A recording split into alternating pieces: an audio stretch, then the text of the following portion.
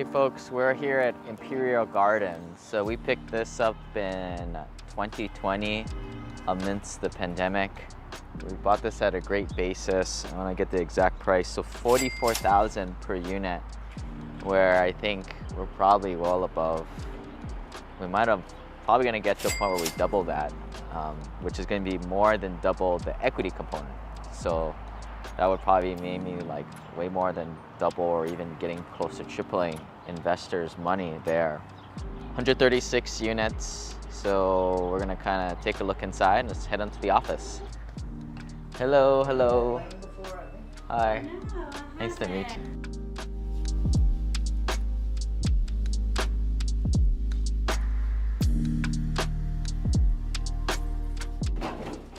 Me and you are good. These tall guys, they get all the cobwebs. It used to be a bar. It had a bar right here, and the stage was there, and everybody that lived here gathered. Yes, it was nice. I had it nice. Well, yeah. 1965. I think the rumor was it turned into a burlesque show or something like that. This is where they put it, right? That's right. Yeah, so these are the new beams, right? Mm-hmm. This is a master, this could be a master suite. The 2 bedrooms, so this here all around the pool is the 1 bedrooms. So it would be pretty localized to the 1 bedrooms. So you can just walk over, or they can drive over, come in, and then leave. We do have 2 entrances, so it wouldn't be super noisy, to the residents, and it could be very easy. Just designate them as 15 minutes in and out. Right. Yeah. And if they're in different markets too, then it's even easier to do that to scale, because you're using different subs, different engineers and everything like that. There is a huge market in the South and like Texas in this area. A lot of people that can afford homes want more space. So they're moving to like these 1 and 2 acre sites, or even bigger in some cases. And then they're using a custom home builder to build their home of choice, whatever they want, their dream home. But if you can get the site, you basically do exactly what we're talking about. Chase Creek was kind of the prototype, so we know that that's not going to be, a long-term hold. We're stabilized if it's still not a good time to sell it or refinance, but holding on to these brand new properties makes a lot of sense, especially if you can refinance completely out. So where you not only give investor principal back, but then you double their money, essentially, just through a refi. Now there's no risk at all. They've already made their money.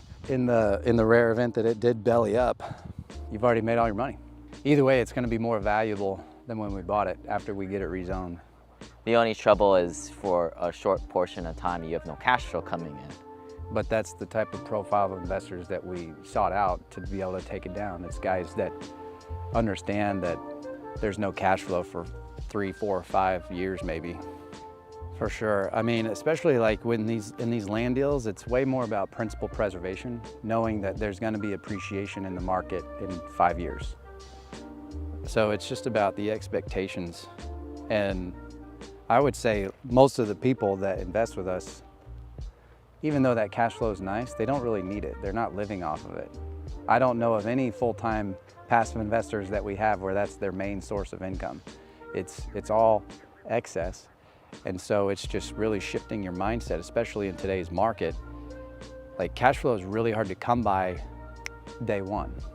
Well, yeah, and specifically with the development, because people who are investing in that, they know there's no distributions until we get people paying rent. So it's going to take at least 2 years before we even get to that point, as it was with our Chase Creek deal. But even then, it's just proving the business plan. And partially, I think that was my immaturity as an investor too, right? When we first started, you wanted to go into deals that cash flowed, right? Makes a lot of sense. You have money coming in just in case there's a hiccup in the economy. But, like we were saying earlier, after a certain point, you start to see what the professional investors do, the higher net worth guys, and you start to scratch your head.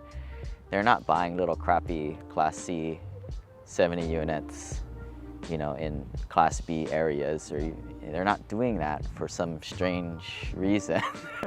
But more than that, they're willing to take a risk. They're willing to take a risk to get that home run or grand slam type deal.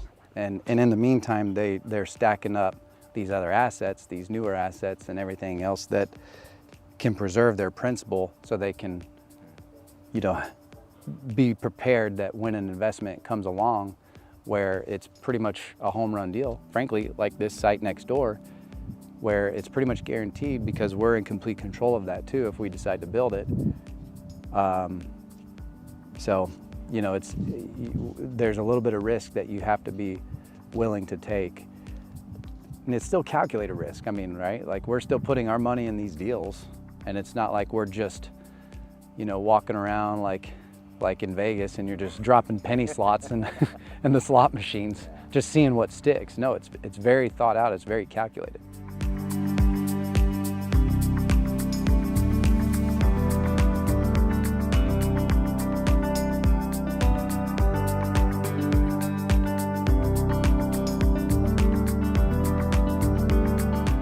With market appreciation, I mean, something like this would probably trade for like the 60s or 70s at the least. 170 units. The good thing that you guys come out, it's a one bus tour and then you don't really need to come to any more, but I would consider this 1980s, so Class B apartment, and then the other one was probably more of a Class B apartment too, but as far as location and neighborhood, which differs a little bit, I would probably call this B and then the other one B+, just because it's not Huntsville, it's Decatur.